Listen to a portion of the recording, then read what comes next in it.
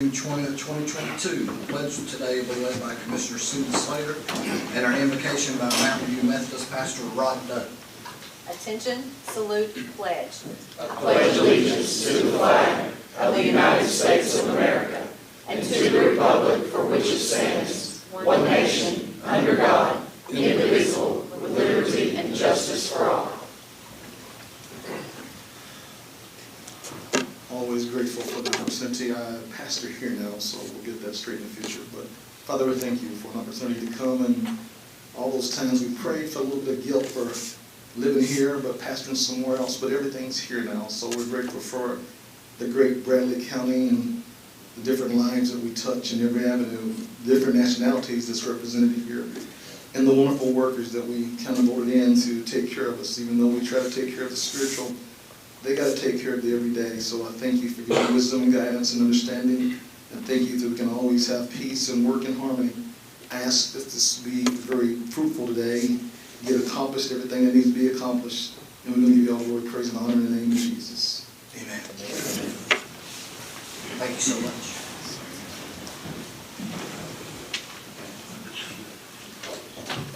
Madam, would you call the roll? Blake. Here. Moe. Here. Heath. Here. Thompson. Goins. Here. Slater. Here. Mason. Here. Davis. Here. Draper. Here. Winters. Here. Everson. Hughes. Here. Alford. Here. Cry. Here. 12 present and 2 absent. Thank you, Madam. Could I entertain a motion for approval of minutes? One by Commissioner Goins, seconded by Commissioner Winters. Any discussion? Call the roll, please, Madam. Blake. Yes. Moe. Yes. Heath. Goins. Yes. Slater. Yes. Mason. Yes. Davis. Yes. Draper. Yes. Winters. Yes. Hughes. Yes. Alford. Yes. Cry. Yes. Commissioner Peak, you want to answer for the minutes? Yes. Oh, thank you. 12 in favor, none opposed, and 2 absent. Thank you, Madam. Now, a report from our county mayor, Mayor Davis. Thank you, Mr. Chairman, and good afternoon, everyone. You have in front of you a list of appointments and reappointments. Reappointing Fred Murphy to the Hiawassee Utilities Commission, appointing a new member to fill out a term, Matthew Hitch, reappointing Richard Burnett to the Planning Commission, along with Blake Mantooth and Elton Griffin, and a new member to the Local Emergency Planning Commission, Kevin Brooks. Respectfully ask for y'all's confirmation. I'll make that. Okay. Commissioner Peak has a motion. Second by Commissioner Cry. Any discussion? Call roll, please. Blake. Yes. Moe. Yes. Heath. Yes. Goins. Yes. Slater. Yes. Mason. Yes. Davis. Yes. Draper. Yes. Winters. Yes. Hughes. Yes. Alford. Yes. Cry. Yes. 12 in favor, none opposed, and 2 absent. Thank you. That's all I have at this time, Mr. Chairman. Thank you, sir. Could I entertain a motion for consent agenda? A motion by Commissioner Peak, second by Commissioner Goins. Any discussion? Call the roll, please, ma'am. Blake. Yes. Moe. Yes. Heath. Yes. Goins. Yes. Slater. Yes. Mason. Yes. Davis. Yes. Draper. Yes. Winters. Yes. Hughes. Yes. Alford. Yes. Cry. Yes. 12 in favor, none opposed, and 2 absent. Thank you, madam. Moving into reports from committees and or districts, we'll start to my right, Commissioner Hughes. Mr. Chairman, that's been passed on today. Thank you, sir. Commissioner Alford. Second, you're doing well. Thank you. Commissioner Blake. I was good in the third, thank you. Thank you. Commissioner Peak. I'll save stuff for later, maybe. Okay. Thank you, ma'am. Commissioner Cry. Everything's fine in the city. Thank you. Commissioner Goins. Fifth district's looking well. I'm hoping to get a part of Wildwood Avenue repaved because before the Cleveland Utilities came in there and butchered it up, like a lot of the other roads, but that's just the only one I've got a complaint on. That's all I have. Thank you. Commissioner Slater. Thank you, Mr. Chair. I'd like to congratulate the Bradley Central High School audiovisual production team. They placed first in the state for broadcast news production in the 2022 Skills USA Tennessee State Championship, and this was their 6th consecutive victory. And also, I'd like to congratulate the 2022 graduates of Bradley County. Bradley Central High School graduating seniors were awarded a little over $9 million in scholarships. Walker Valley was awarded their graduates were awarded a little over $9 million. And those graduating from the virtual school were awarded $228,000 in scholarship money. So that's a total of Bradley County graduates receiving $18,368,033 in scholarship monies this year for this graduating class. Thank you, ma'am. Please support. Commissioner Mason? Things well in the 6th District, just a reminder, this Wednesday is road committee meeting here in the commission room at 10:30. Okay. Thank you, sir. Commissioner Davis?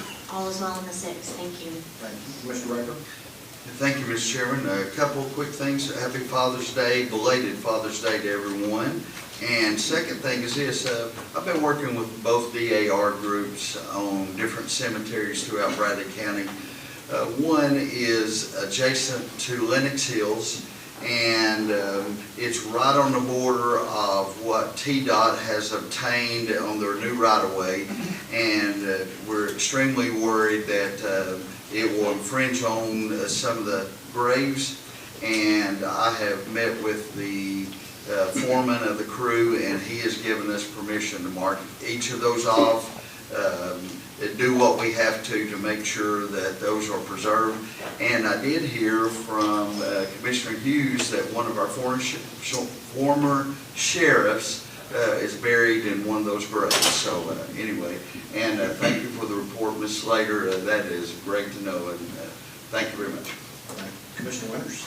Mr. Chairman, we've just finished Father's Day, and on Saturday of this weekend, I was able to go to the funeral of Lindsay LaVoy Hathcock III. If you want to see a father that's been a legitimate father, that has actually chosen life for his son. If you don't know Trip Hathcock, he lived without a voice. He lived without ever eating food. It was hard food. It was all liquefied in his life. He had to speak on a computer.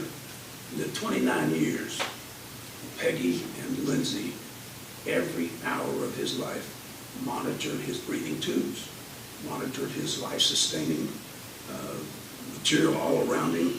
There wasn't a waking moment or a sleeping moment they didn't think about him. He had a great life. We had a 2-hour funeral on him with a packed house at South Cleveland Church of God, with story upon story of how he'd affected the life of individuals. Some people said they knew there was a God because they looked at him.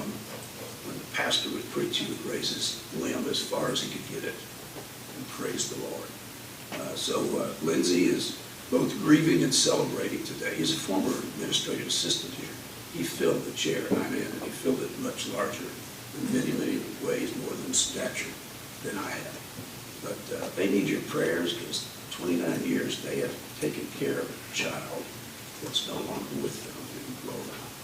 We'd say, man, it must be a relief for them, but it's really sadness for them, as well as getting on with a new life. So remember them in prayer. I think we have a grave that's on 60 Highway. Change gears here. Mr. A.A. Klingon, who was the second sheriff of Bradley County, the first elected sheriff of Bradley County, and our fellow Commissioner Mike Hughes and his team take care of that every week. We go over and mow it, keep it in great shape. But this may be where that Klingon family, the Klingon Ridge group and all that group, that were founding members, and maybe some of their members that are down there. So I'm glad they found this as early as they have, and they can kind of work around what they need to do there. But remember our former administrative assistant and 7th District Commissioner and his family today. Thank you, Mr. Chairman. Thank you, Commissioner Winters. Mr. Cook? Okay, I got all my ducks in a row now. Commissioner Mason, I did speak to you about it already, but I'll make a note in the public. I had questions about Bates Pike. I've had plenty of constituents asking when we will get the striping back there. It's very difficult on the newly paved area that she did the day before the election. can't see anything, it's just black. So they want to know when that will be restriped. And also Menace Road, where all of that was just repaved also, I think a week or two prior to the election as well. That road is without striping quite a bit of the way. So if you could ask about those two roads in the 4th District. Also, thank you for taking care of a lot of that on Old Power Line Road. Got a lot of that debris cleaned up. Hawk Drive, we still have a lot of debris and issues over there. If we can maybe get together and go over there and talk to them, maybe we won't get shot, we'll take the sheriff with us. But there are storage units in the rear that are being used for housing and God knows what else. I did reach out to the state fire marshal, which he's over the codes department, Mr. Gary Farley, and discussed storage units being used as housing, and he said absolutely not. That is absolutely not appropriate. So I'd like to either take the building department over there, building inspection's office over there, or the sheriff's department, or whoever we can get to go shut that down. That's all I have, Mr. Chairman. Thank you. Thank you, ma'am. Mr. Hughes, you have something? I did. Mr. Chairman, I just had to make a correction on one thing. Commissioner Winters, thank you for the acknowledgement of taking care of the soup carrier there, but I can't take credit for that. That has to fall under the sheriff. So, there we go. Thank you, sir. Have you seen the sheriff out there? I'd like to get a picture. I can neither confirm or not. Moving on, I entertain a motion for the approval of the agenda. Got a motion by Commissioner Hughes, second by Commissioner Goins. Any discussion? Call the roll, please. Blake, Yes. Mull, Yes. Peak, Yes. Goins, Yes. Slater, Yes. Mason, Yes. Davis, Yes. Rayford, Yes. Winters. Yes. Hughes, Yes. Alford. Yes. Cron. Yes. 12 in favor, none opposed, and 2 absent. Thank you, madam. Moving into the agenda, item A, appoint second district constable.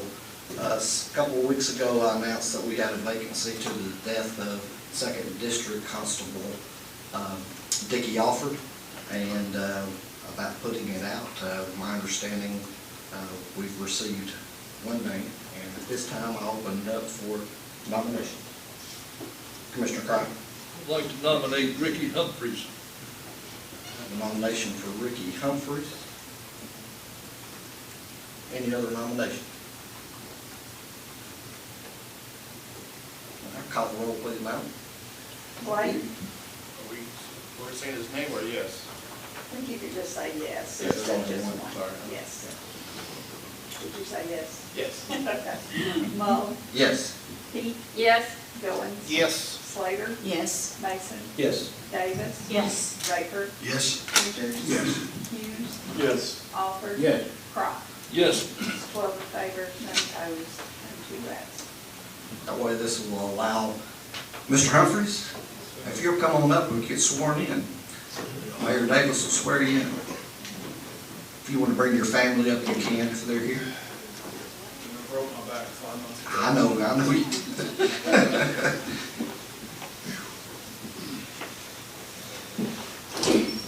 As many of you know, Mr. Humphries was elected in May. Gets to turn around and face the audience. All right. So it did when we got married. After such a close election, it's my honor to be able to swear you in. I'm talking about this election. Can't go nowhere. I saw him back there counting the votes. Okay, raise your right hand.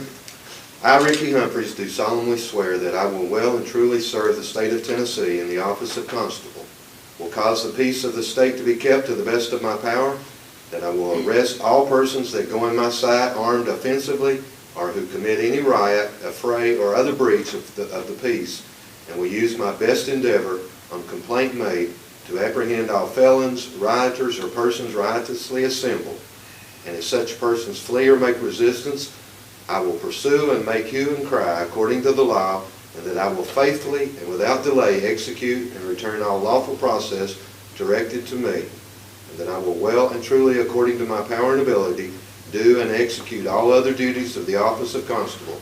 I do solemnly swear to support the constitutions of Tennessee and the United States. I do. Okay. Congratulations. Thank you, sir.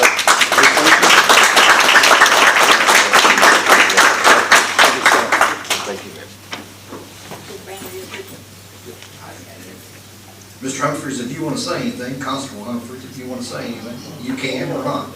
It's your choice. I'm a minister too, so you know, that's,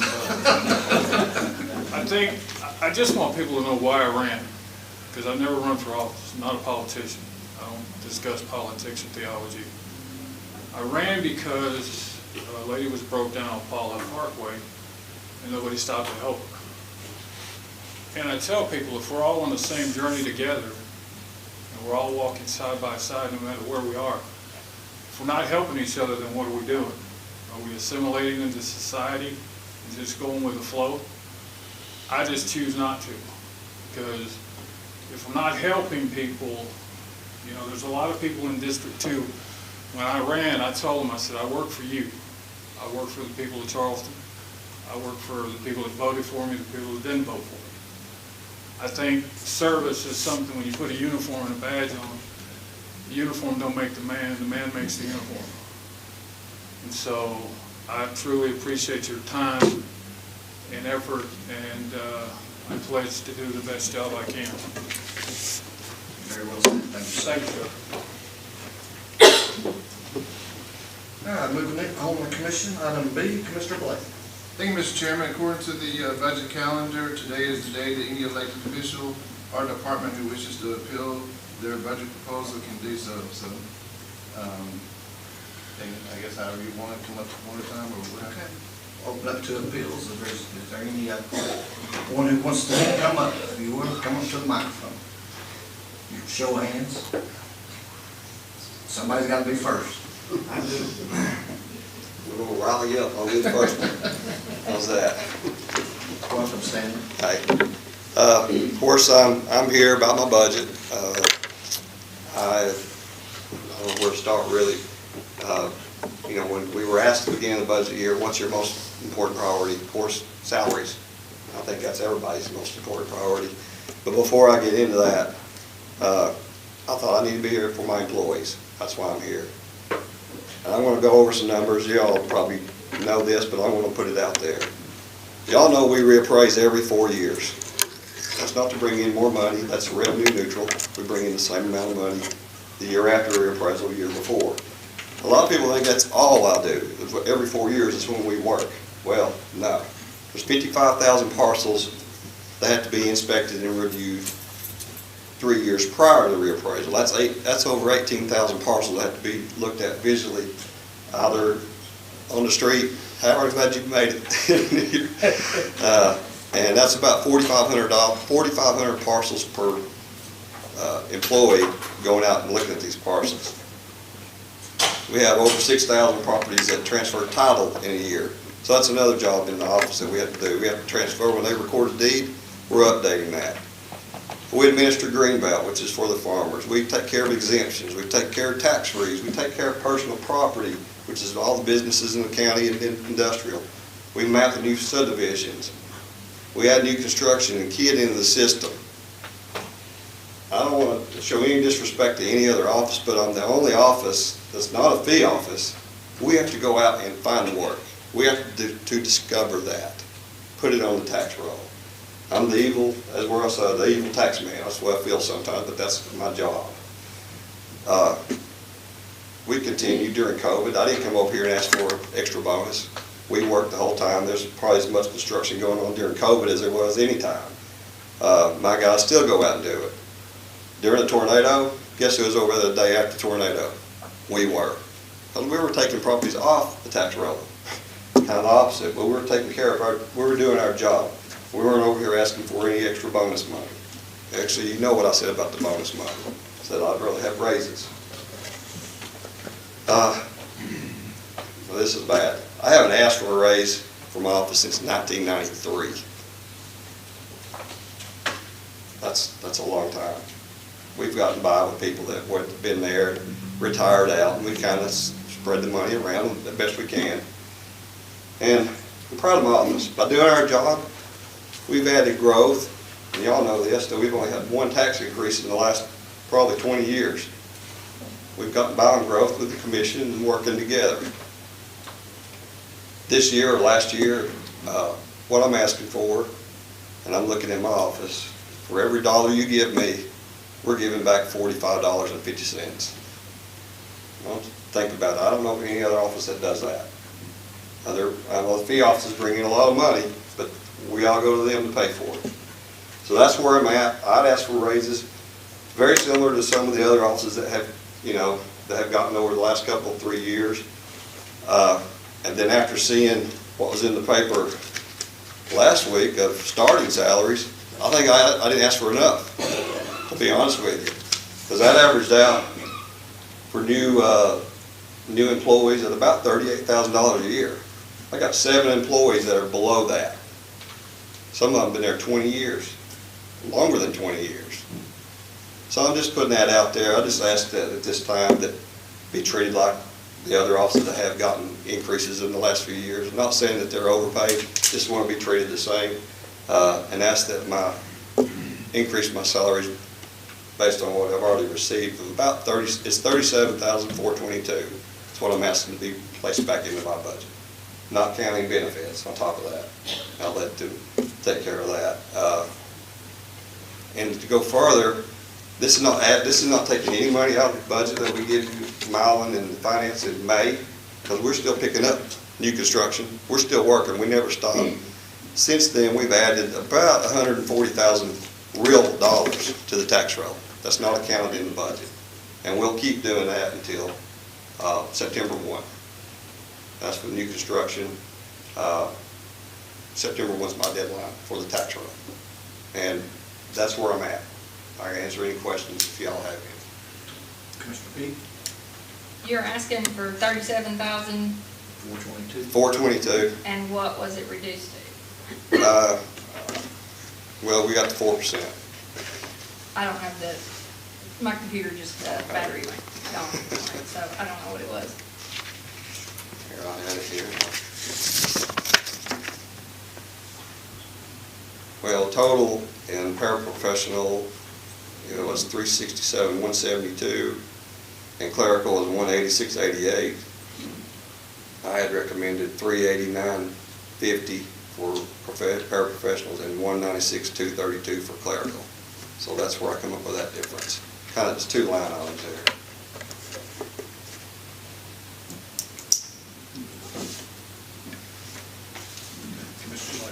And what percentage would this be? It varied. Basically, it was about, I think it was like $4,500 per employee. So what percentage would that be? 11.5 to 12, I think is where it ended up being. I didn't really put that to it. I was just looking at what's happened in the past. I can't tell what other departments have gotten just because they've gotten 2 or 3 different ones, different times.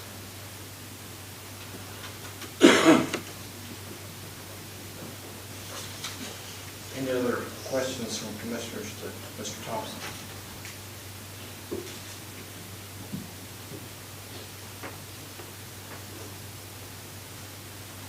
So you're requesting to go from the 4% that the mayor gave? Yes. Up to 11, or did you request 11? No, I didn't. Well, percent, whatever, ended up 11 or 12, whatever. That's where I'm going above what the mayor had requested to the numbers that I just gave you. Those 2 line items would be $37,422. Yes, correct? That's correct. That's specific. Yeah. Commissioner Hall. Does that include Social Security? No, it does not. So what's the total? You can add all that up together. 62,280 is what I came up with. Would you repeat that? 62,280. After adding in the Social Security and retirement. And again, that's money that it's not in the budget that was given out in May. We've added that since then. So you originally asked for 12% in your budget? Well, I think it was $4,500 per employee. Kind of similar to what's happened in the fire departments and those departments there. It wasn't a percent, it was just pay. That's where I'm at. But that equals about 11.5 or 12%. Yeah, I think that's what it ended up being, yes.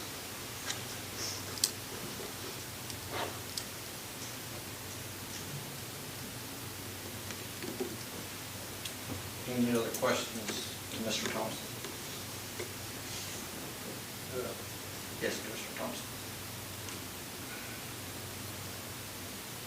What's that do to your budget, Mayor? Lowers your fund balance 62,000 if that's correct. Can I say something else since you mentioned that? Go ahead, Mayor. It's just like a couple of others, it's nothing negative toward this department, but I did 4% across the board. I did single out who might be better than somebody. He requested 10% increase in one line and 12% in the other, and I put them both back to 4%. They're great employees, but I did 4% across the board. Thank you, Mayor. Commissioner Thompson. I guess what I want to ask is, one department doing this, or say several departments have to do the same, or is it just 4%, or? In the request, Stanley and the sheriff asked, most of them said the salaries are number one priority. But these two departments actually put their numbers in there, his request, and the sheriff did the same thing. And in both of them, I had to put it back to zero and then did what we could across the board for everyone. So every department except for those Justice Center employees, Sheriff's Department employees, fire employees, ambulance, everyone else is 4% in the proposal. Except these two departments, right? Except the Sheriff Department and Stanley's Department. The sheriff, the Justice Center, ambulance, and fire are 6.5, and everyone else in the proposal is 4. This department asked for more than that.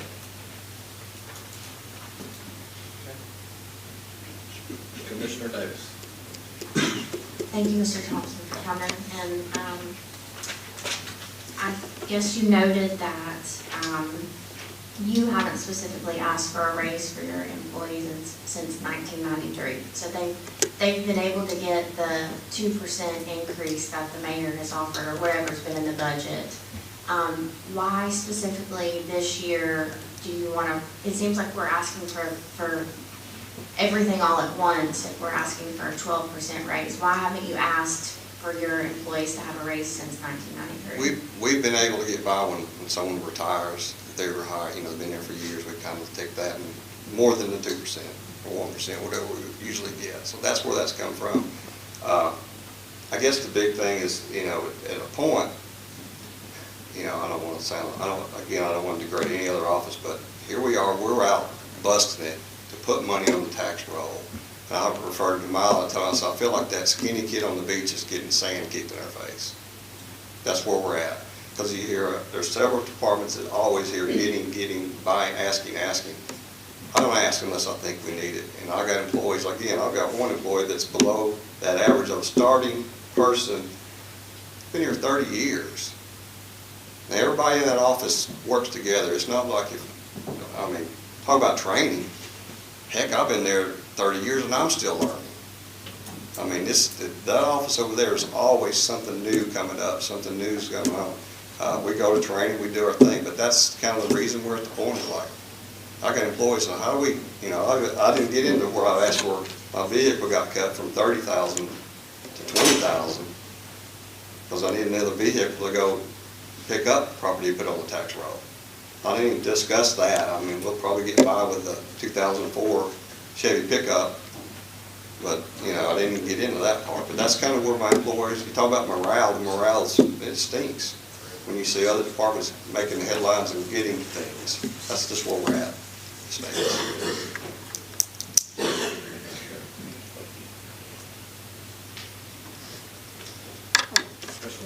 How many part-time and full-time employees do you have? I have 13 full-time employees. No part-time? No part-time. By law, I'm probably 1.5 persons short by parcel count. And we're growing, the county's growing, so so that just means more work we've got to do. And I haven't asked for another employee because I think we can get by without an employee. Over the years, we've initiated a lot of technology that saved us from doing as much of the legwork and going out, so we've saved money that way over the years. So you bring in $62,000 above budget? Yeah, we're bringing in about $140,000 more since May. Above budget? Yeah. That's to carry on for future is what you're talking about, right? Well, I'm talking about, Goes in the general budget. what I gave the finance committee in May was assessment totals, that we've got a stopping point, we got to stop somewhere so they can do the budget. We've continued to pick up new construction and add properties that we've added $140,000 more to the tax roll since then. That doesn't include fire tax, that's a different, I didn't even add that in. You're adding $140,000 to the tax roll, $137,000 for your personnel. Well, yeah, plus the benefits. 62. Yeah. And we'll continue to pick up until September 1. And you've seen the construction. Not everything finishes on the same day, so it's prorated and that sort of thing, so. Mr. Thompson? I'm sorry it's late, but I'm just catching up on this thing. What's your average employee make over there a year? Howard? It ranges from 31 to, I'm thinking we're about 60, maybe 59 is my highest employee. So whatever that ends up being, I haven't really sat down and 31 and what did you say? 31, I think, is to 59. Okay. Yeah. And I appreciate the 4%. That's more than we've been getting, but $31,000 a year, 4%, that's $1,200. Take taxes out on that, and you get gas 4 times. Commissioner Blake and then Commissioner Davis. Thank you, Mr. Chairman. Just to point out one, so since we got that from you, we had those numbers, your appraisals have gone up, and you got your assessment, apply the tax rate, and you're basically saying 140,000 additional from the, what was it, 101.5 million, whatever that was. Yeah. Broad numbers. But remember, like the mayor told us in one of the meetings, that's an overall number. When Stanley does that number, it's for all the funds. So some of it goes to the general fund, some of it goes to the road department, some of it goes to debt services, because it's broken down percentage-wise of the total tax rate. General fund, I think, is probably the largest one there from memory. But it's not all 140,000 going to the general fund. Roads, debt, 189, schools all get part of that as well. Stanley, you said you have 13, but we have, in the books that we have, you've been budgeted for 14. So, and the way I do that, and I could be wrong, Mayor, correct me, is that we look at the medical insurance line, because that's a per person. Does that 14 count me? So they budgeted $113,960 for medical insurance for 14 employees. I think that counts me. 14 would be myself. Oh, okay, I see. Yeah. But you asked for, let's see, on last budget, $108,693. Obviously, health insurance, we have to budget a little bit more. I think this year we budgeted per person $8,175 per person. But in your request, it was $91,770, and then the mayor put $113,960. Yeah. So there's nothing there to take, whatever, that's what I was getting at, so I have to. Stanley, remind me, when we gave out the ARP bonuses, what did your department receive for those ARP bonuses? I guess it was was it Did y'all get 6? the four? 6,000. $6,000 Yeah. this year. Okay. I think this is such a hard decision to make because this commission, more than any other, has tried to increase salaries, as you've heard me talk about and you've heard all of us talk about. And so, I mean, we're dealing with people's lives and we want to show you that you are valued. But I think it's hard to justify, in my opinion, increasing from 4 to 12% in 1 year. But that doesn't mean that we think that your department is any less or any better than anybody else's. It's just a large increase to do in one time period. I'll take 7.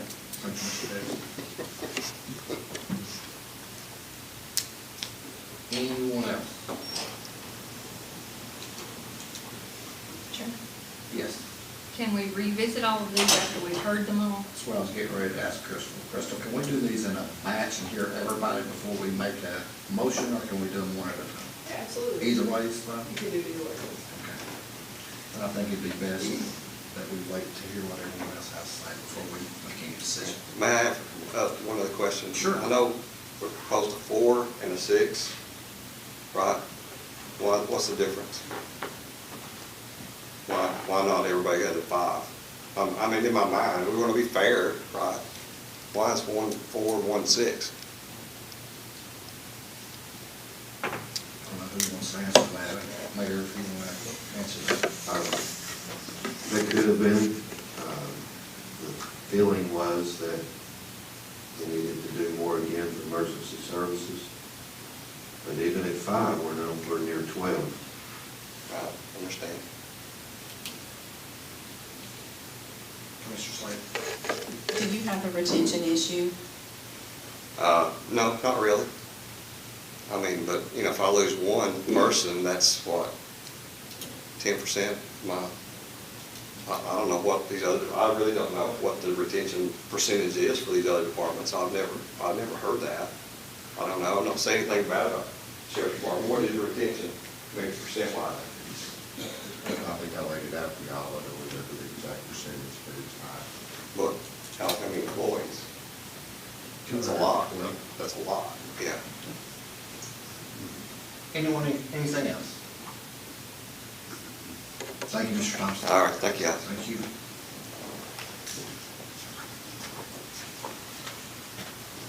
Hello. Mr. Chairman, Commissioner, Mr. Mayor, thank you all. I'm Travis Henry, I'm the Chairman of the Election Commission. Thank you all for hearing us this afternoon. I know this is probably one of the least favorite parts of your job.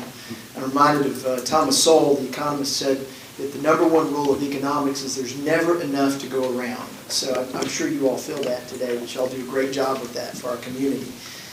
Here, with regard to the Election Commission, and specifically dealing with our budget and the request for deputies. Currently, the Election Commission has the administrator and 1 full-time employee and 2 part-time employees.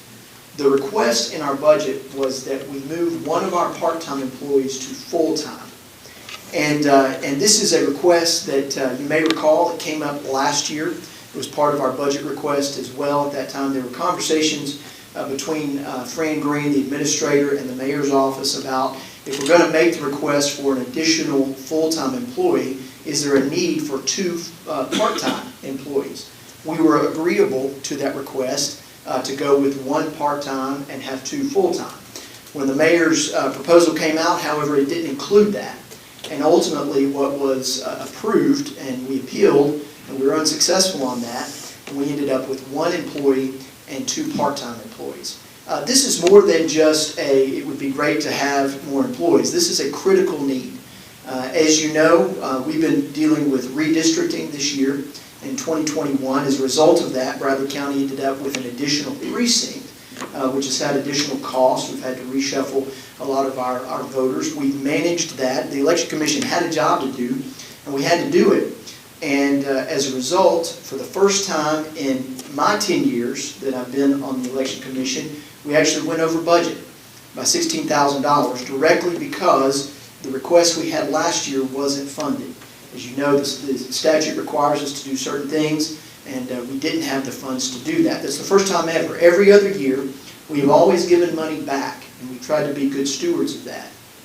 This need is even clearer when you compare where we are to other counties. For example, in all of southeast Tennessee, when you look at each election commission, there are only 3 that have 1 full-time employee. That's Polk County with 13,000 registered voters, and that's Meigs County with 7,000 registered voters. Of course, Bradley County has 73,000 registered voters, more than 10 times the amount of Meigs County, yet we're being asked to do that with the same amount of full-time staff. And so we think it's reasonable for us to request 2 full-time staff. Historically, we've often had 2 full-time staff. When I first was appointed to the Election Commission, we had more than 1 full-time staff. 30 years ago, when Fran Green started at the election office, we had 4 full-time staff. Today, we have 1. And as the mayor pointed out, we're counting the votes, and that's obviously a very important job. We don't want to mess that up. That would cost more to our county than this position that we're seeking here today. And so with that, I respectfully submit that request to you. Any questions? Any questions, Mr. Henry? Mr. Hughes? Oh, I thought you had Mr. Pete. Yes, I have one question. What happened when you go over budget, the 16,000 that you go over budget, where does that come from? We submitted a request. I believe it comes out of the general fund at that point. Okay. So you're just asking to go from a part-time to a full-time? That's correct. Do we know what dollar amount that is? Yes, sir. It is $34,328. What was the part-time, do you know that? I don't. Ms. Green's here, though. She could probably tell us the part-time amount. What was the part-time salary? The part-time request. How much did we pay for the part-time position? We're asking for $34,000. No, we were asking for 16,400. The total request that we had for the entire deputies was $73,840. What was approved by the mayor's proposal was $41,092 for a difference of $34,000. For a part-time deputy, they're being paid per hour, I assume. It's about $12,000 to $15,000, depending on the time. Anyone else have a question?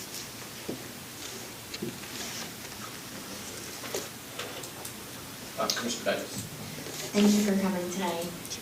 So we did talk about in finance that you were over your budget, and I asked the question there and nobody was able to answer, and you kind of touched on it, but if you could just go back. $16,000 over budget, is that just for manpower, or what was the reason behind the overage? Sure. We went back and cut every possible line item that we had to narrow that down to $16,000. And it was directly because of needing the manpower and the workers to be able to carry out the election. Any other, Commissioner White? Thank you, Mr. Chairman. A little on that, with respects to the deputy line on 106, it was budgeted $39,512. And as of May, that's the last report we got, she's at $61,833, so that's a $22,321 difference on that. So on the true-ups, there was $17,000, I believe, came over. So some of it came from the amendments, and then the $17,000 came from the fund balance. So when we approved the fund balance, when we approved the amendments here on item C, which is the true-ups, we will have to take $17,000 out of the fund balance and move it into those expenses so it balances out. So that's what it, but the line that she went over about $22,000, and that's just until May. I guess the question really becomes is if, and as I asked this to the auditors here, I've asked it to this commission, I've asked it to it, and I've chatted with the administrator, if any elected official or anybody who's in control of a budget can go over it and there's no recourse, I mean, then, and they just continue to pay what they pay, then it's better now to approve it if there's no recourse. You see what I'm saying? I mean, she went over and we're going to move money over from the fund balance. The only difference is instead of doing it at the beginning of the year, we're going to do it at the end of the year next year. So just keep that in mind. Thank you. Anyone else? Yes, Commissioner. So you would go from 1 full-time and 2 part-time to 2 full-time and 1 part-time. Yes, ma'am, that's correct. 2 full-time, 1 part-time. Yes, sir. Excluding Commissioner Offer. Yeah, excluding the administrator. Yes, exactly. Correct. Commissioner Offer. Just out of curiosity, you mentioned that several years ago they had 4 full-time employees. What's happened since then that we've lost 3 full-time employees in that department? Well, so that was 1990, so I can't speak to that. But I can tell you that since I've been on the commission, there were 2 originally. And through various attrition over time, it came down to 1 was moved to part-time. We didn't have the need for it at that point, so we reduced it to part-time. But we've also had increased burden since then with the redistricting. And so we've had increase. And so we have always been as good a stewards as possible, not trying to overspend, always giving back. But we're at a point now, we literally just need the workers to be able to do the job to make sure that this goes off well.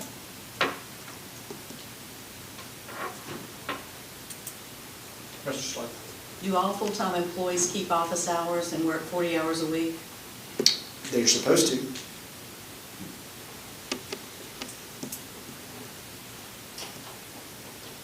Any other questions?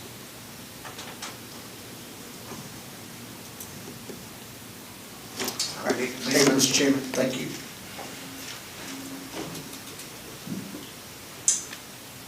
Who's next? I think that would be you, sir.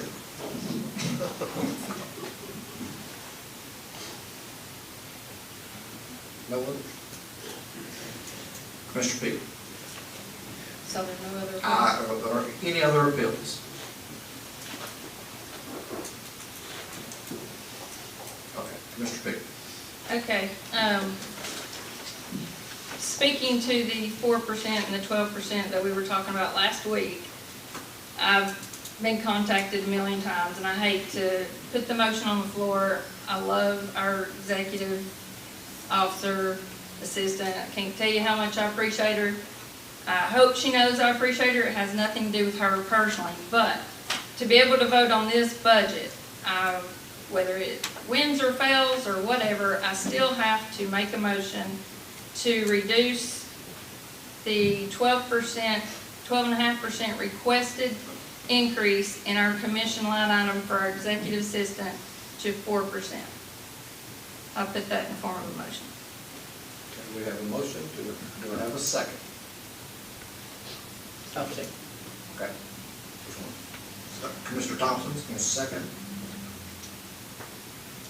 Any discussion? Commissioner Crowe. It's evident that numerous people, when we're speaking of the position that was just brought up, are making statements and decisions without doing research or comments, some of which are slanderous, not from Commissioner Peak, but some that have been made are. The position being discussed is not a secretarial position, as has been broadcast all over Bradley County. The title is Legislative Administrator. Since the individuals are not aware of the position title, it is evident that probably they have no knowledge of the required qualifications and duties of the position. So we are all on the same sheet of music. I want to read the duties and required qualifications. This should enlighten a few people.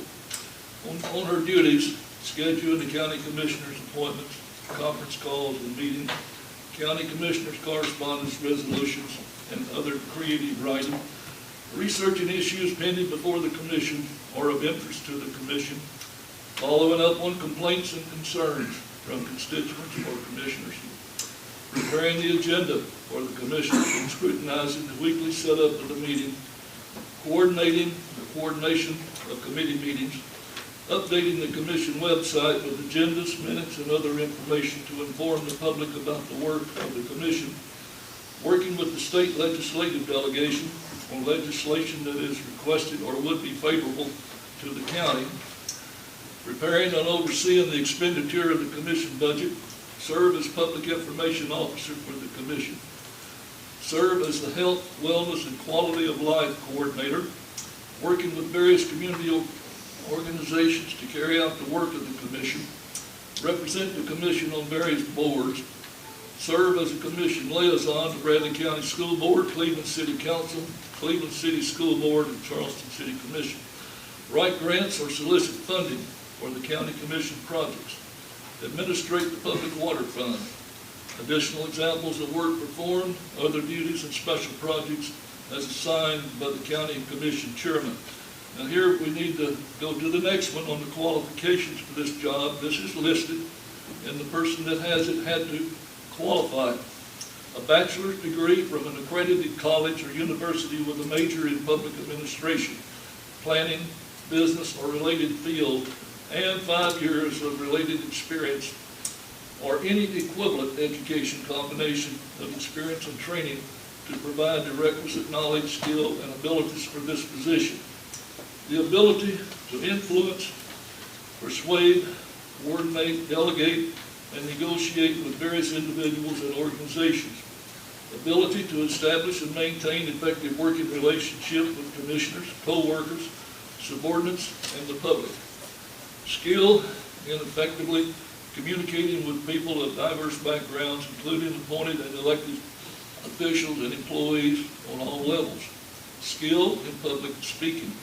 Excellent human relations skills with the ability to communicate courteously and effectively, both orally and in writing, with the public, elected officials, department heads, other employees of the county, and the media. Temperament and good judgment to effectively deal with the public, some of whom may be irate and unreasonable. Ability to perform job responsibilities in a timely manner in order to meet scheduled deadlines. The present occupant of the position has a Bachelor of Science Public Administration from the University of Tennessee, Chattanooga, and earned Certified Public Administrator status from the University of Tennessee. Additionally, she is scheduled to soon begin the Certified County Finance Officer program offered through the Comptroller's Office. The position in question, when originally created, was part-time and paid $38,000. That person departed from the position for a full-time and higher paid position. And the position was converted to full-time with a starting pay of $32,480 in 2013. It is evident from the job description and duties that this was inadequate and not commensurate with the qualifications and assigned duties. Efforts have been made to increase the salary of the position for a period of time to be in line with the responsibilities of the position. 8 years ago, I felt that $55,000 would be the appropriate ballpark salary for this position. The Finance Committee on June the 9th made changes to the FY 22-23 budget and established the position compensation at $54,000. The increase was covered by the savings, 3 or 4 commissioners not accepting county insurance, which is approximately $81.75 plus or minus per person. I take pride in saying I'm one of these that did not accept the insurance, and as one of my constituents has stated, shouldn't be a problem since I have old age insurance, VA insurance, and retired military. So I did my part, and there's a couple of 3 others that did their part. 10 days after that meeting, someone voted for the increase, and apparently has decided maybe to flip. My belief in the increase is warranted and should be passed. All 14 of us should be aware of the background of this subject matter of what you are voting. Now, no one should have an excuse for not knowing what the position requires. Thank you. Thank you, Commissioner.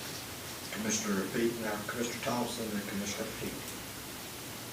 First of all, no one discredits her qualifications or her dedication to this job whatsoever.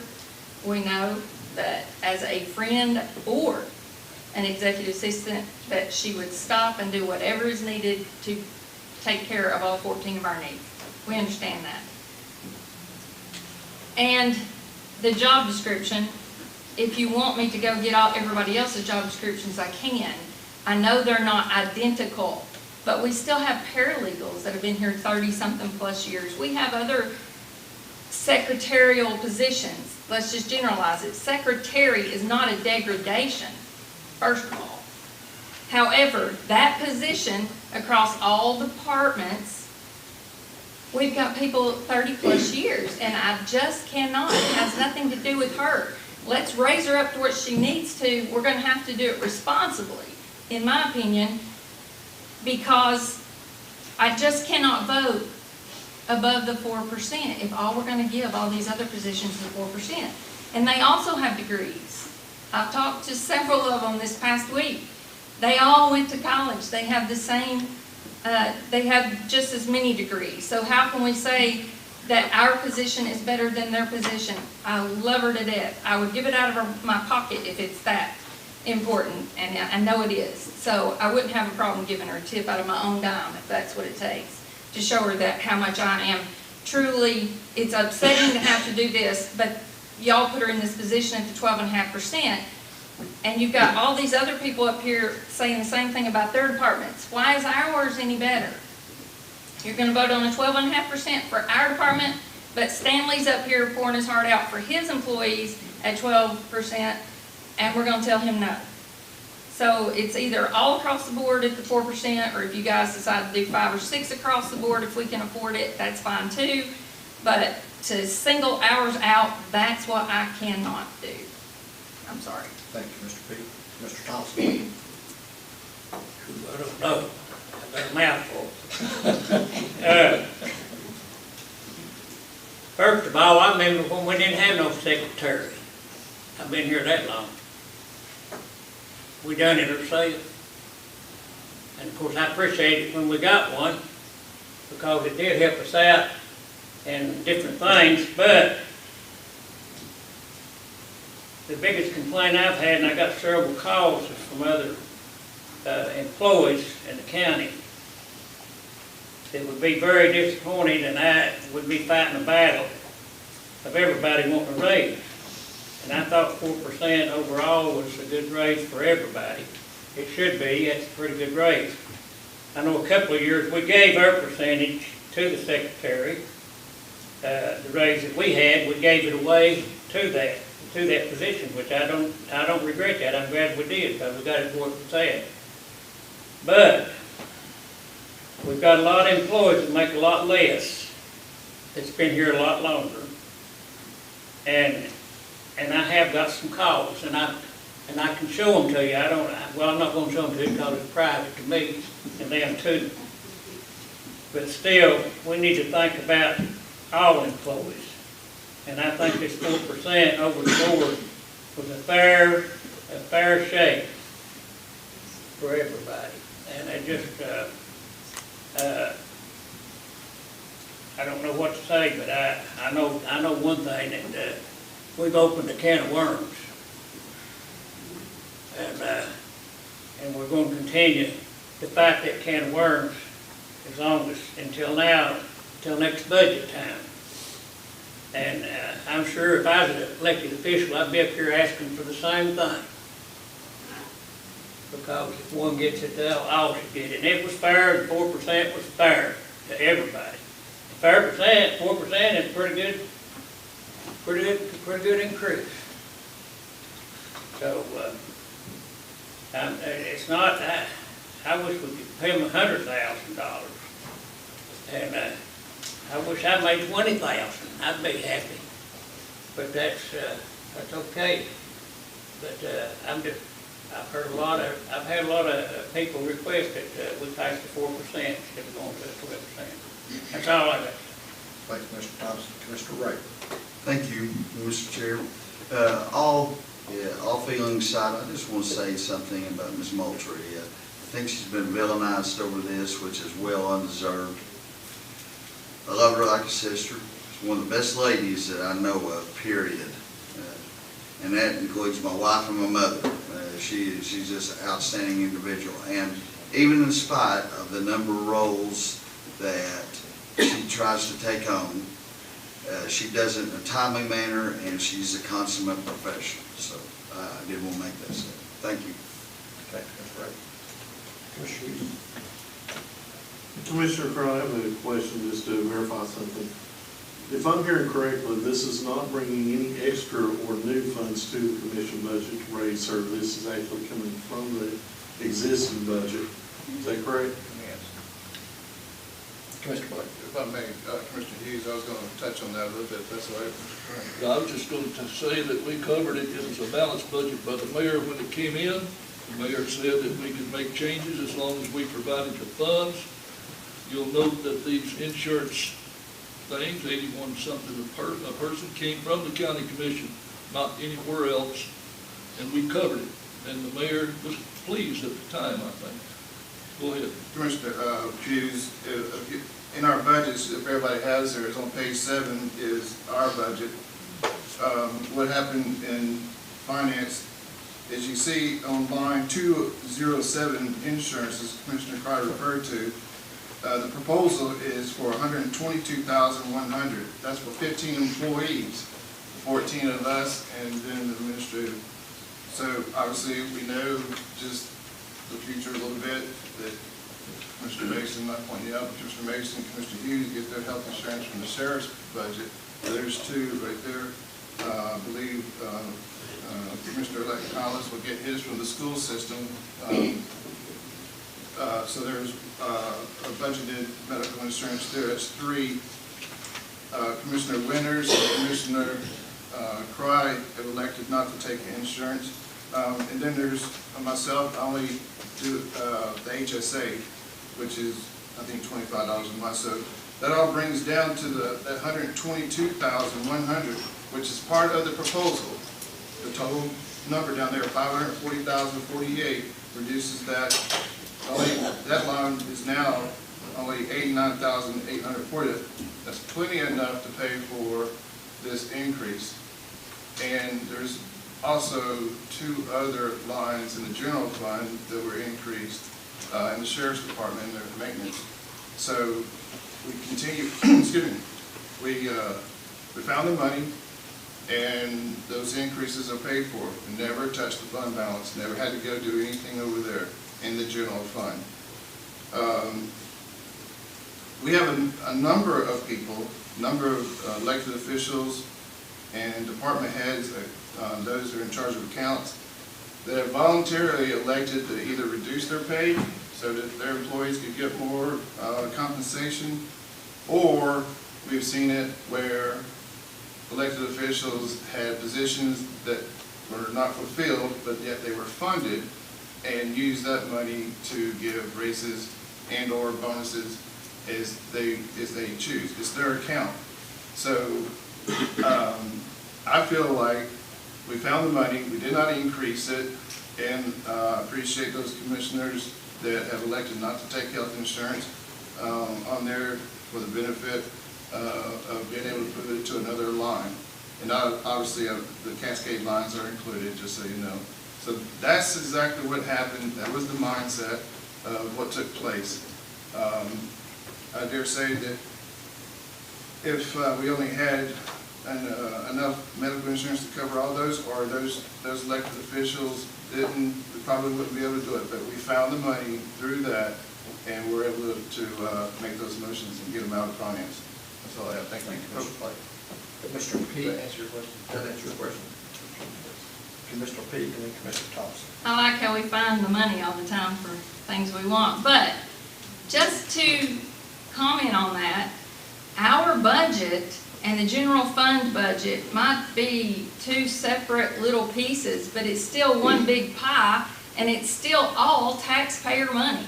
It all comes from the taxpayers still. So it doesn't matter if we're balanced, it doesn't matter which line item we drag it from and drag it to. It's still taxpayers' money.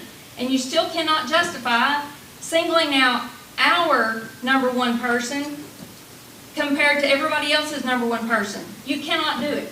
That's what is not fair. You want to know why morale is so bad in the county? This is why morale is so bad in the county, because you're telling all the other departments that they're going to get 4%, but yet our #1 person is going to get 12.5%. Thank you, Mr. Peak. Mr. Thompson. You know, I heard something that really bothers me there from the finance man there a while ago. And that's, we found the money. You know, just cause you find the money, does that mean you gotta spend it? That's what it sounds like to me.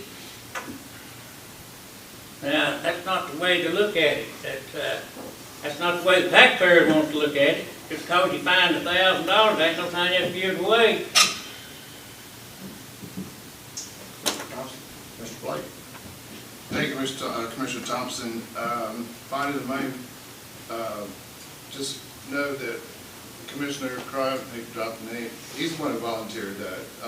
And we knew from the other three that they would be paying health insurance. But if I understand you correctly, and I hope I do, that anytime there is extra money in someone's budget, you would like for that money to stay where it was appropriated the very first time. So in other words, if I may, when Sheriff Lawson gives bonuses out, that money is coming from other positions that were vacant. If I may also, the mayor last year, it was his choice, his decision, the EMS received a pay increase. Why? Because the mayor found the money in the positions in the EMS budget, and pretty much eliminated those, if I remember correctly, they eliminated those.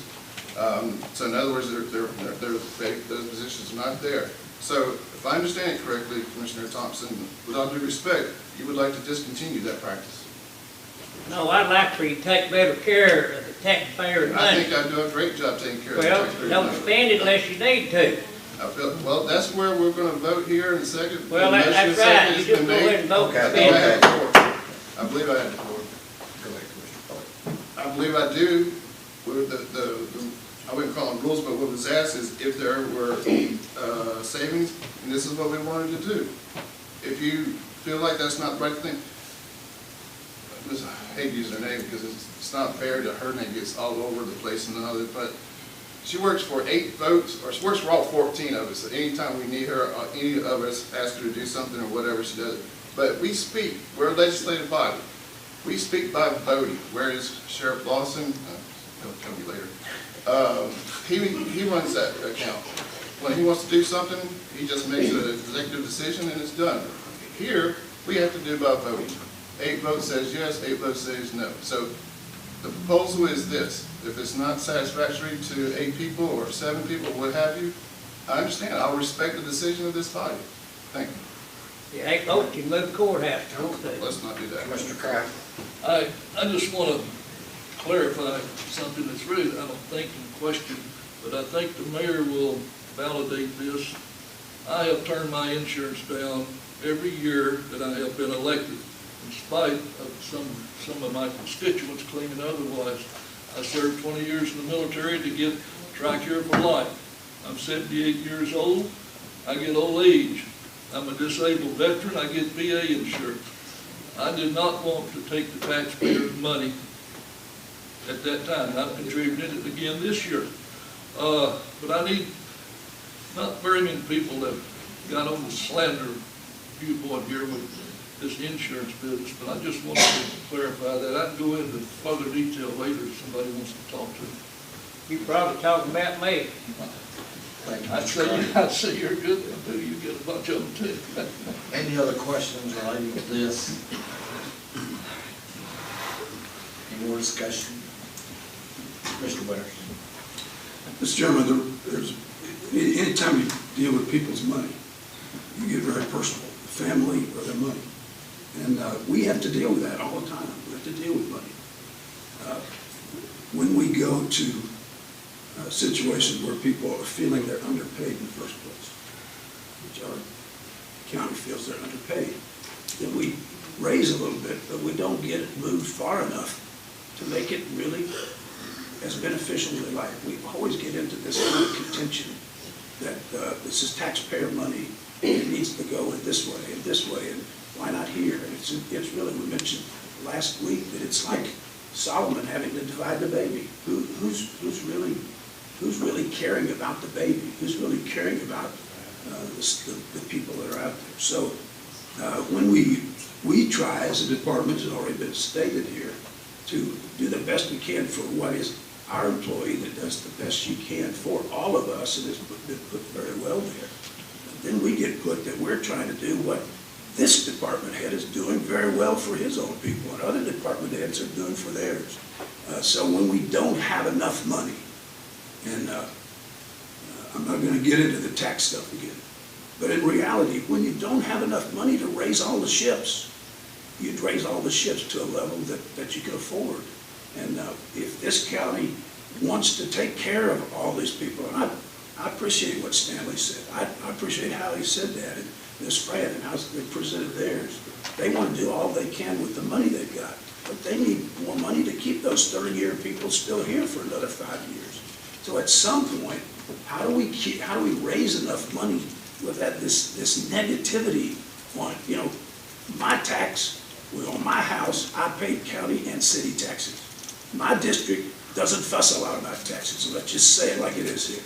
They don't fuss a lot about taxes because they know what they get, both city and county they get, and they'll pay it.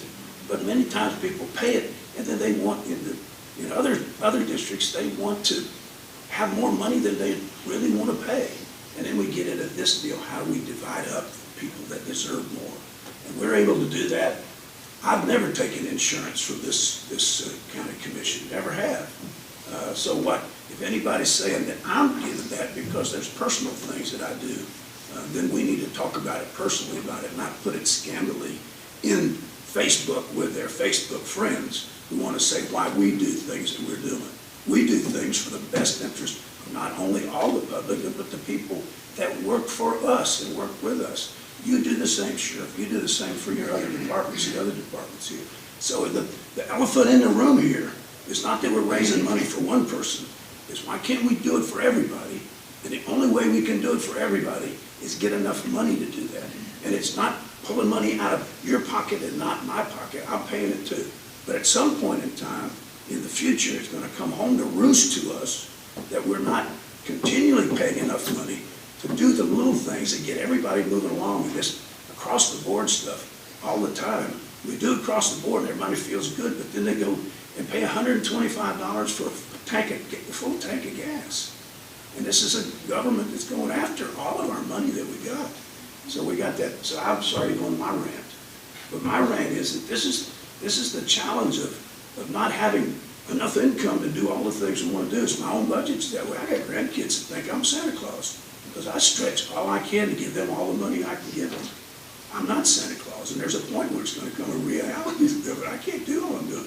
We've never gotten to that Santa Claus world here.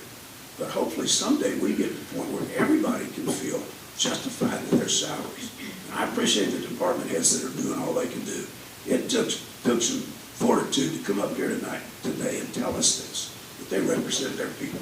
Kudos to you for doing that. We got to figure out a way someday to get enough revenue that we float all ships up. Thank you, Mr. Chairman. Thank you, Commissioner Winters. Commissioner Davis? Thank you, Mr. Chairman. I don't want us to lose the point here. We were able to take money out of the insurance line to pay for the raise and the 12.5%. But Stanley just came up here and asked for 12% for his employees. We're not going to be able to move insurance money over to pay for Stanley's raises. So if we vote to give Lori the money, and this is one of the hardest discussions that I've had up here. And so I hope that those of you sitting in the audience that are going to be commissioners find a backbone. Because you're going to have it, because not every vote is easy. And this is personal because we all care about Lori and the job that she does. But how are we going to look Stanley's people in the face and say, we voted yes to give her the money, we moved it, we found it, but you're not going to be able to have a raise because we can't find the money, or it'll come from the general fund. There are a lot of county employees who deserve this. We have fought over the past 4 years, and you will hear it until I leave this seat, that we have fought to raise pay for certain departments that desperately need it. And some of us ended up with our name on a sign because of it. And so I absolutely believe that people deserve raises. Do they deserve more than 4%? Absolutely. Do first responders deserve more than 6.5%? Absolutely. Does Stanley's department deserve a raise? Absolutely. But we don't have the money. And we vote people out whenever they try to raise salaries. So I hope we take all of that into perspective today when we vote for this. Because Lori, we love you, and I think you absolutely deserve it, but the money isn't there, whether we move it around or not. Thank you. Thank you, Mr. Davis. Anyone else want to say anything? We have a motion on the floor to reduce the 12.5% that finance voted on to 4%, which was what the mayor had. So that's what it is. We had a motion from Commissioner Peak and a second from Commissioner Thompson. Madam, would you call the roll? Blake? No. Mull? No. Peak? Yes. Thompson? Yes. Goins? Yes. Slater? Yes. Mason? Yes. Davis? Yes. Raper? Yes. Winters? No. Hughes? No. Alford? No. Cry? No, Anyone wish to change their vote? That's 7 in favor, 6 opposed, and 1 absent. The motion fails. Am I correct? Okay.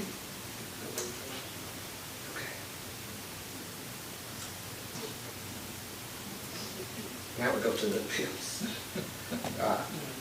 We have a consideration what Stanley had brought up and what Mr. Henry from Election Commission Chair brought up, which was approximately, if you total those, a little over what, 100,000, right at $100,000, correct? So, as up for discussion and there were any motions. Commissioner Payne. What I would like to do is, well, I know we can't go across the board because you guys would have already raised it to 5% if you could go across the board. But I do feel like we need to do the election commission now rather than do it a year later after she goes back in the hole again. So what are you guys thinking on that, putting her to the two full-time and 1 part-time? Because either way, you're going to have to approve it either now or later. So you might as well just approve it now and get it done. That was what his point was earlier. So I guess if I need to make a motion, I'd like to hear a discussion first. But I guess that's how you do things in the proper rules. So I'll make a motion that we give her the 2 full-time and the 1 part-time. So we'll reduce the part-times to only 1 part-time and make her 2 full-time. Which was her original motion. Request. That was her original request? That's correct, yes. I make that motion. Motion had a second by Commissioner Winters. Any discussion? Yes, Commissioner Carr. I'd just like to know where the money is coming from. Y'all are the finance. Do we have any, does it come out of the general fund, reserve fund? Mayor, where would that come from? I think we know. It would come from the fund balance. That's my next question is, what is the required minimum fund balance and what percentage are we at now? Page 6.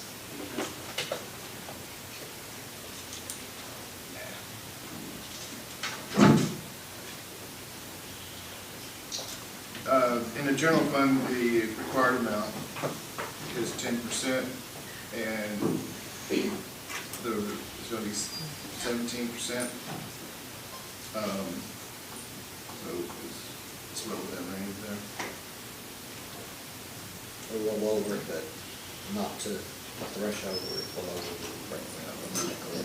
Because the amount that we saved, if I may, Sure. The amount that we saved on health obviously covered everything and then some. And then new information on Stanley, like I said, all 140,000, that's new revenue, right? Not just new assessments, but new revenue.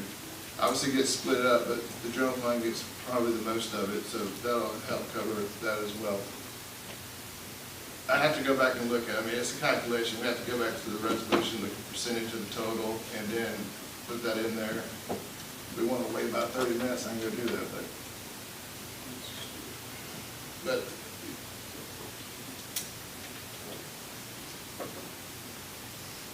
trying to think, do you remember what percentage the general fund, Mayor, do you remember what percentage of the total 143 that the general fund get? It's in the resolution.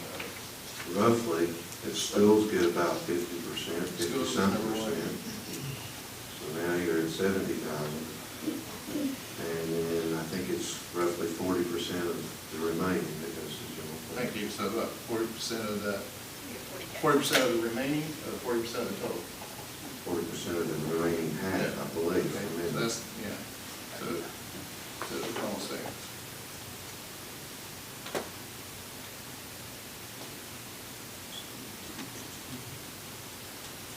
Yeah, that's about 28 now, so that should cover that. Okay. Right now, we have a motion from the election commission. We haven't addressed the others. Right, okay. Any other discussion? And the motion is to do what? What is your motion? If you'll read that again to us, Madam, what we actually have. Well, okay, with Commissioner Pete. Yes. To give the election commission the 2 full-time positions requested and 1 part-time. Is that right? Commissioner Pete? I think she just requested a full-time, but it would be a total of 2 full-time and 1 part-time instead of 1 and 2. So technically, all she requested was 1 full-time and alleviate 1 part-time. An additional. Yes. Which was her original request, correct? Is it okay if I say something? Sure, go ahead. I've already got them cussed me under the breath anyway, so I might as well say what I know. If you look at the request, they asked for 2 additional full-time and 2 part-time.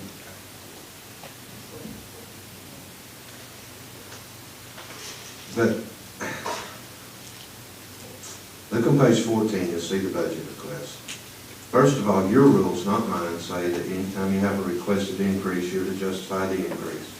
Go in the red book, I've got it here if you want to use mine, and find the justification for the increase. Well, my first thing is, if you ask for $2 instead of $1 and you don't justify the dollar, you don't get the other dollar. You didn't take the time to justify it. There's no justification in that red book to go to 2. And some may not remember, but the reason they went to 1 years ago was we didn't cut their budget, they asked to go to 1.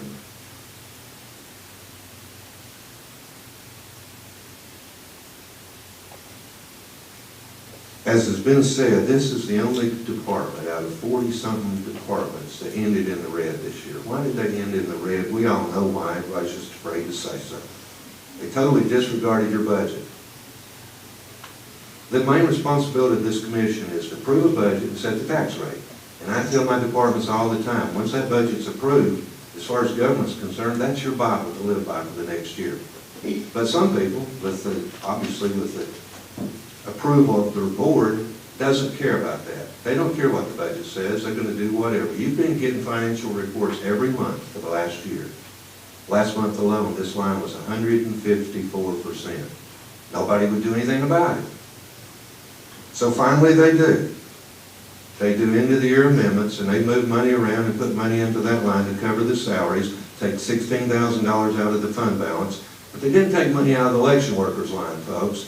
40-something thousand was budgeted, only 20-something thousand spent.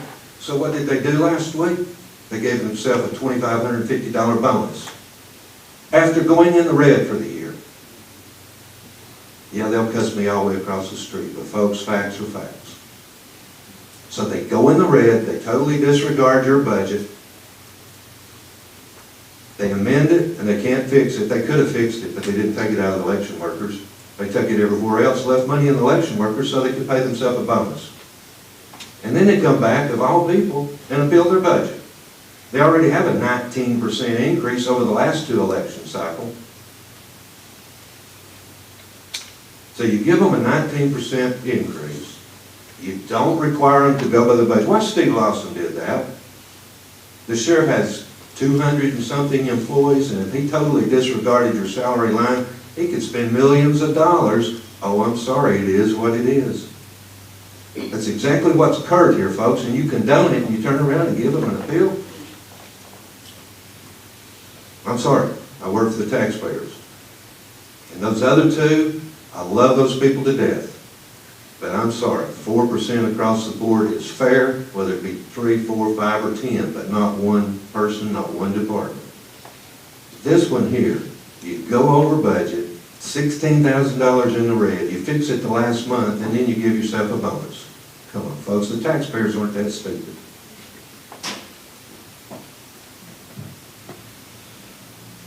We have a first and second, any other discussion? Madam call the roll. Oh, hold on. Yeah, I just wanted to give more discussion. That's why I put the motion on the floor to get a second, so we could discuss. So I brought the repeal to you, so it's for you guys to decide yes or no.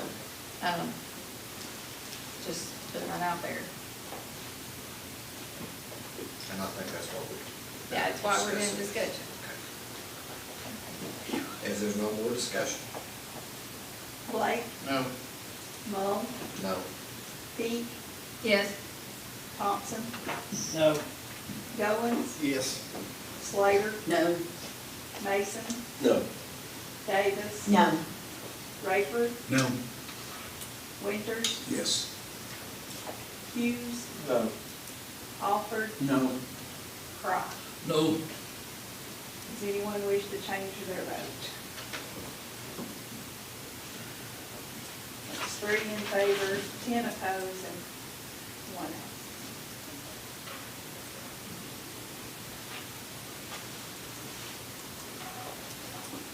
Okay. Any other motions or discussing or anything else according to the appeals that were brought before us? Which was standings. Anyone want to put a motion toward doing anything with his appeal? Can we ask him questions without making motions? If you want to ask him another Can we question. ask questions without putting a motion on the floor and having more discussion? If the chairman's okay with that, yes. We don't have a motion yet, so if you want to ask Stan something else, you can. Yeah. So in your request, you wanted 4,500 per employee? Yeah. Okay. May I speak freely? Yeah. Y'all are my friends, and I can see, I want to keep you my friends. I'm going to withdraw my appeal, okay, because I can see this is going to cause such a disruption. You know, and I think Mr. Winters is hitting it. We need to look at all the employees of this county. And I'm going to go across the street to my employees, and they're probably going to throw me on the bus. But that's why I feel that this county is, there's a separation in departments. The folks here at the courthouse are working hard, and then you go outside and it's like, well, they don't do nothing at the courthouse. But we do. We work hard. So I'm gonna do that, Charlotte, keep us from getting any deeper, if that's all right with y'all. Thank you.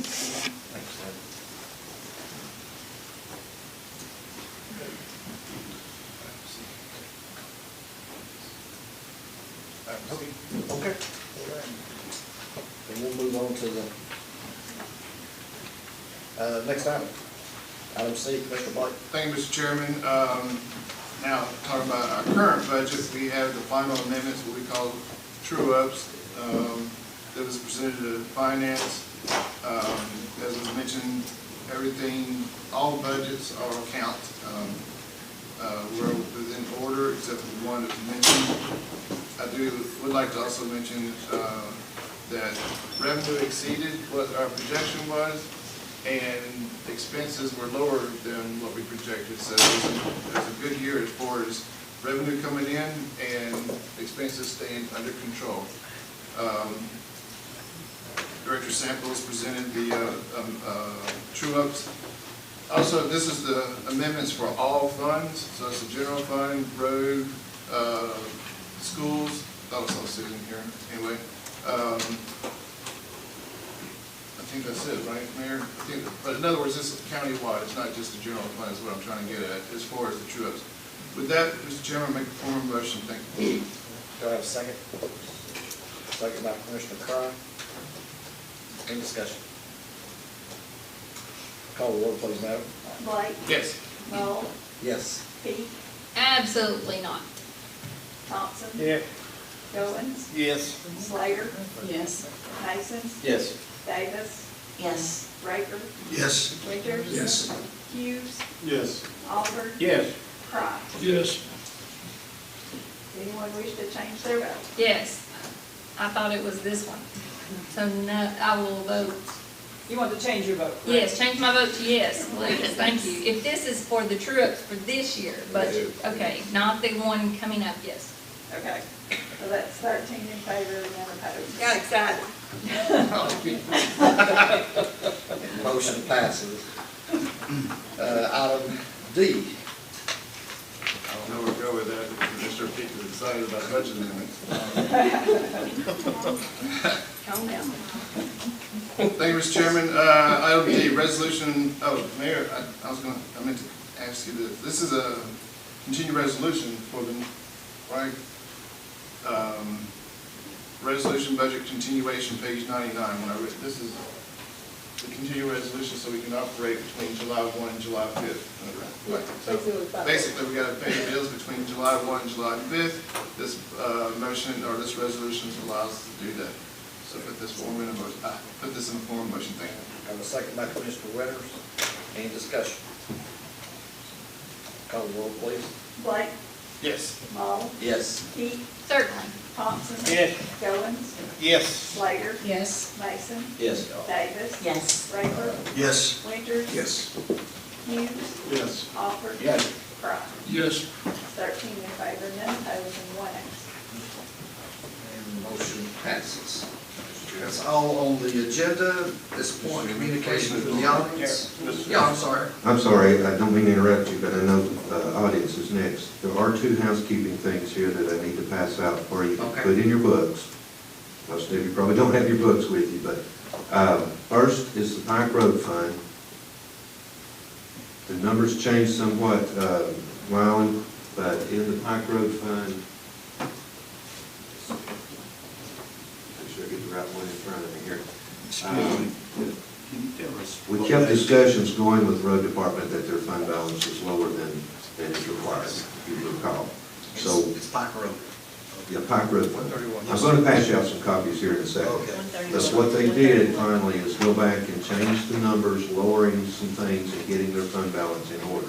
So these pages need to be changed in your book. It's in their numbers, page 100, 102, 104, and 106. You need to take your book and insert the new pages for them, because that will be the budget that you approve next week. So they increase their fund balance? Sir? Sorry. Go ahead. They increase their fund balance percentage? They increased the fund balance to the required amount.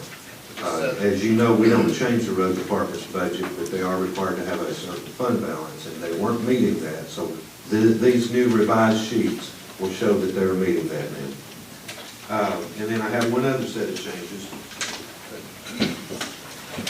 The general fund, and it has to do with the sheriff's department.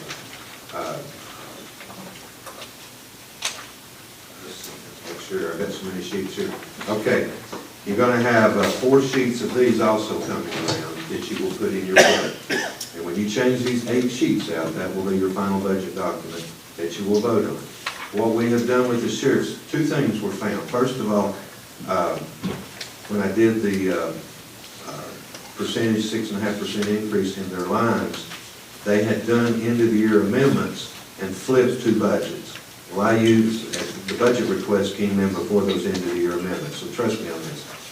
What it amounted to is I had too much in one and not enough in the other. So these pages flip that to be correct, so that the right budget has the right amount in it for the salaries. There's no change in dollars. The other one is, when you start looking at them, in page, that was page 38 that's coming around. If you look at page 43, the Justice Center, the 6.5% is EMTs, paramedics, fire, and then the definition for law enforcement is post-certified and TCI certified. Is that the right acronym? Okay. What I didn't realize, in the Justice Center budget, there was 3 lines that had TCI certified officers in it, and I only included the 6.5 in one line. So I've gone back and corrected that, and that amounted to about a couple of $1,000s of changes.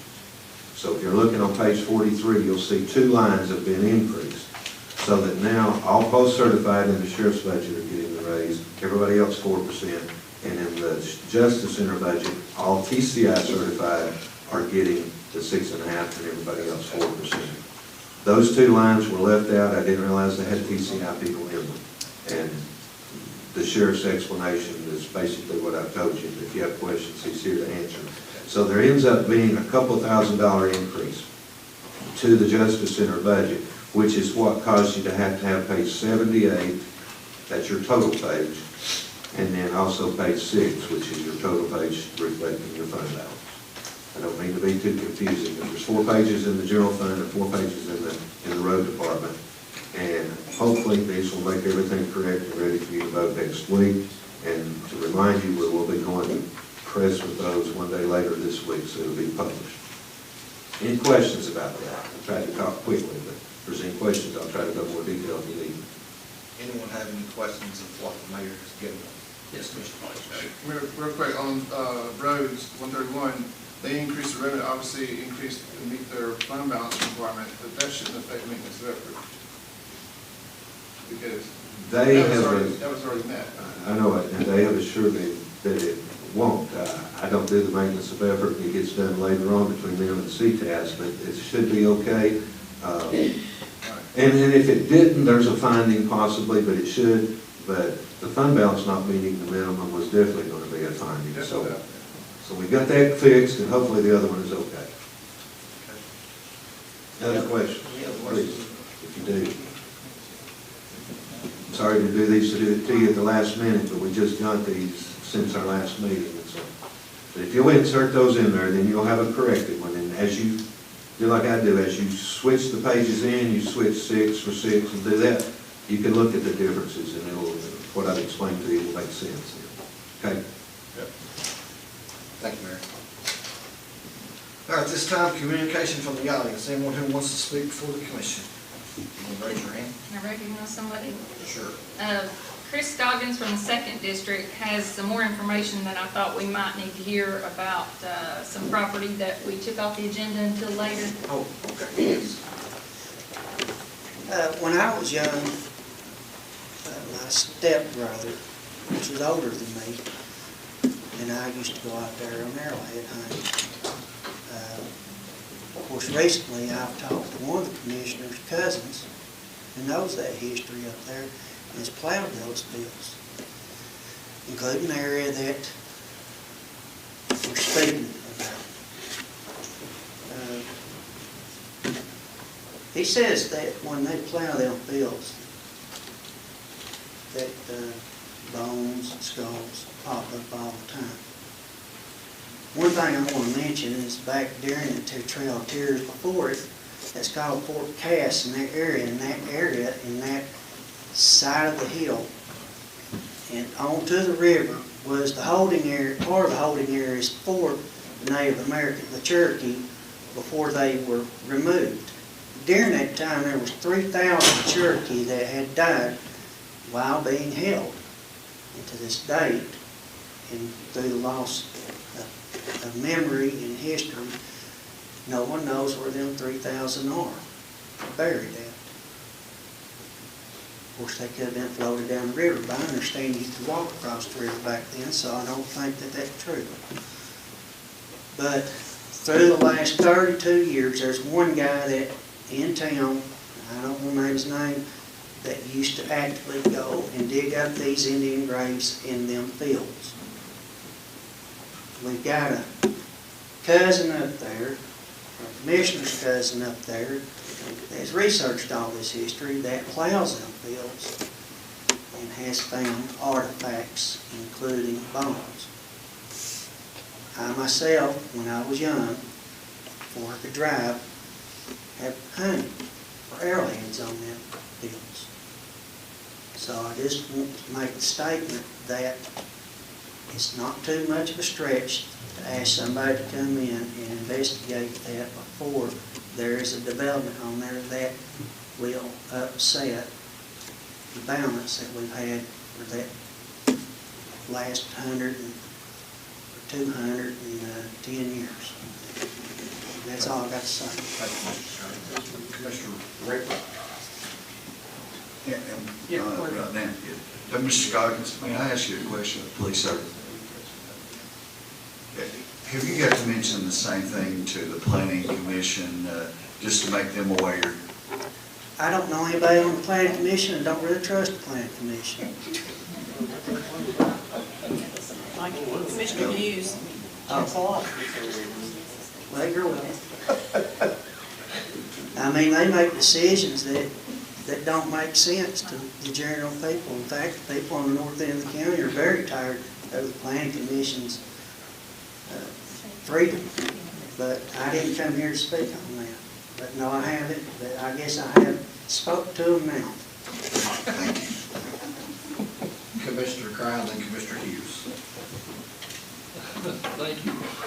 I'll address my comment really to Commissioner Hughes, who is the commission's representative on the planning commission, and also, I think, I might ask, didn't we table this the last meeting? Wasn't it Until we tabled? hear back from the state. Until we hear back from the state and get this clarified? Yes. So it's really on hold until it gets clarified. Thank you. Commissioner Hughes. Well, at this point, don't trust me, because I didn't pull that. I didn't pull that until we find out something from the state. Once we find out something from the state, then we'll move forward with it. Thank you. Since it's on record that you did, I will trust you that you actually. Thank you. I thought I'd done that during. Maybe. Thank you, Mr. Adams. I want to say something, when we're through with this subject.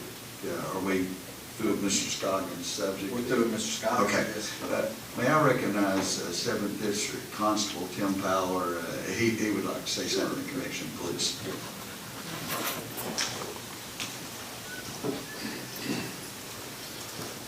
Just very briefly, a few months ago, when you appointed me for this position, one of my goals was to help out and increase training with the constables, improve the respect, integrity, and professionalism. And over the last few months, I've tried to do that, and even seeked and won the re-election. I just want to give you a brief report for just a minute. I have, since then, I personally have become a firearms instructor, a taser instructor, an ASP baton instructor, all at no cost to the county, all at my own expense. I have 2 other instructions coming up over the summer for my EVOT, which is emergency vehicle, and also radar instruction. And just a few weeks ago, we went to the state constable convention, which regulates the constables, and they recognized all my training, me being a post-certified officer. They have voted and appointed me, out of all the other constables, the East Tennessee Training Coordinator. So, coming from Bradley County, I thought that was a real honor and a real privilege to be appointed to do that. And what that means is, not only I keep up and help with the training for the current constables in this county, but also for East Tennessee District. So I thought that was a real privilege to be able to do that. I don't claim to know everything, but I do love learning, and that's what I continue doing, and getting these other certifications at my own expense to be able to teach the other constables. So, because we are mandated by the 40-hour training of in-service, just like other officers are, but my goal is not only to make sure they comply with the 40-hour in-service, but also because they haven't been to a police academy like I have, but to increase that and have more training than what's expected. And that's my goal, to be able to help out with that, and now that they've officially made me the training coordinator. So I just wanted to let you know what was going on, keep you updated, and let you know I have done what I said I would do once the appointment was given. And we are about 30 hours of our mandated in-service now. And so here over the next, probably by the end of July, 1st of August, we'll be finished with our mandated 40 hours. And then each constable will have actually more than that, because I've got training coming up. We'll actually have more than that. And I will make sure everyone's in compliance with that. If I have a problem with somebody, I'll let you know that too, and we'll deal with that as we come to it. Last thing, I want to be able, if it's okay, with the commission, about every quarter, I'd like to come before you and give a report of what we're doing, what we've done in the community, not just necessarily our training and compliance, but what we're doing in the community, what we're assisting and helping, sometimes even with the sheriff's office. I know myself, if I'm serving a paper and there's an alarm comes out or something around the corner for me, I assist in doing that at no cost to the county. So I just want to come before you and be able to do that every quarter, if that's okay with everybody. Anybody got any questions? Commissioner Blake? Yes, sir. Commissioner Hughes? Constable Fowler, congratulations on your win also. Thank you. But now, the ones that are coming back, the new ones that are coming in, officer, are you going to help them catch up quickly with their training, or is that something that falls over the next year? Well, by TCA code, it's mandated from the date you're sworn in. You have 12 months to get that training done from the date you're sworn in. So most of the constables have their 2021 training all the way, because we're sworn in September the 1st. So all their training is already done. Their 40 hours is already done, plus some for 21.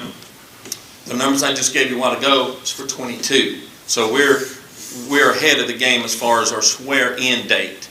That's what's on the TCA code, what we're mandated by. Now, I have one that's not, and so we're going to give a couple more months for that, for the September the 1st, and he's not done anything for the 21 or the 22, and we'll deal with that as when his date comes around. So. Are you keeping all that documentation? Or is there I have to. Everybody has a file. I keep up with their documentation. If they do training at the sheriff's office, I get copies of that training. Everybody has a file on my computer and on paper. In October, I send everything to the Constable Association. They review my records that I've sent in for them, and they are the ones that issue their actual in-service certificate for training, which allows them to be a constable for another year. I don't know about the rest of the commissioners, but I think it'd be a good thing that you came quarterly to kind of give us a report. Sure. Because typically, we don't hear a whole lot about, what's going on there. So. And that was my understanding. That's the reason why I wanted to do that. So if there's any questions, any misunderstanding, then we can handle that. And to make sure everybody's in compliance. Any other questions? Chris White? Thank you, Mr. Chairman. Constable Fowler, also congratulations on your election. Just real quick. Thanks. So you're now going to basically train your fellow constables on whatever needs to be trained, or, come up with a curriculum and keep track of all that. So you're kind of the training coordinator now for the constables here in Bradley County. Not only for the Bradley County, but East Tennessee. East Tennessee, right? Yes, sir. There's 28 mandated hours of particular subjects that's mandated by post, and that's what the constables go by, the post mandate. So there's 28 hours that subjects that constables have to, without a doubt, adhere to those subjects, like firearms, EVOT, minimum, all that kind of stuff. And then the other 12 hours is different subjects that we can teach to be able to get the full 40 hours. Very good. I appreciate you doing that. Obviously, it helps your fellow constables and throughout East Tennessee, Mr. Chairman. I think it would be worthwhile to put in our minutes that Constable Fowler is taking on this responsibility. Absolutely. So that we have a record that this is what you're doing. Real quick. So if I understand you correctly, you have one constable, and I don't know who it is, but that you said that they're behind on 21 while we're in 22. Yes, sir. Everybody's sworn in on September 1, so they're 2 years, potentially 2 years behind. So my question is, what is the ramifications of not getting your training done as prescribed by law? And if you don't know, that's fair. It's not your responsibility. I do know. Tennessee Code 100-101, I have it in my folder. It mandates that training. If a constable does not have the required training in the 12 months from the time they were sworn in, their constable duties are suspended, and they are subject to criminal charges with a Class C misdemeanor and a daily fine. So that's something that will be brought up to the DA. That daily fine, is that TCA? We can go find the TCA code later, but is there a monetary? I have that, and I'm sorry, but it's in my folder in my vehicle. That's why we'll find it. I was just wondering, so if they don't get their required training by a certain date, then they're suspended and they are a misdemeanor. The charge with a misdemeanor. 0 constable duties. They cannot do any constable duties. Yeah, that's suspension. Yes, Yeah. yes. And then they get a fine per day. Yes. All right, thank you. Yes, sir. Yes, some of y'all may not remember, a couple of years ago, maybe 3 now, we offered Ms. Moultrie to take up those papers for the constables, and she's been keeping a lot of that on file too. So I presume now that Mr. Fowler's on board, we don't have to expect Ms. Moultrie to do another duty of keeping up with the constable's files. I would assume. So I think we could eliminate her from that responsibility. I would appreciate that, because that's what she was doing, nobody was aware of it. Thank you. Thank you, sir.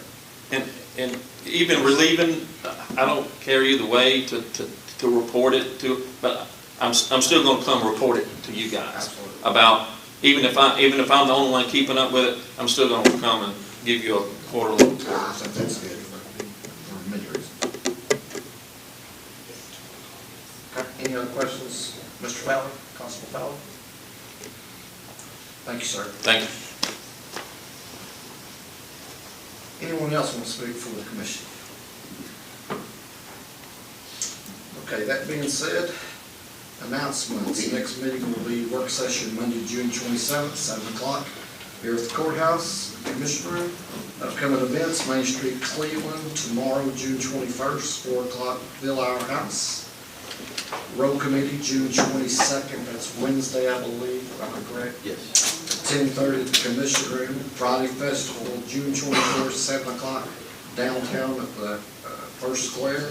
Also, June 27th, 28th, 29th, at the Moorlock Meadows, which is right next door to Blythe Bower School, we will be building a free house. So come out if you would like to put on a tool belt, carry lumber, do anything. This is in honor of former Commissioner Jeff Moorlock. Thank you, ma'am. We can announce that again next week, right? Just to clarify that. Yeah. Okay. 27, 29. Yeah. Okay. All right, that is all. Motion to adjourn.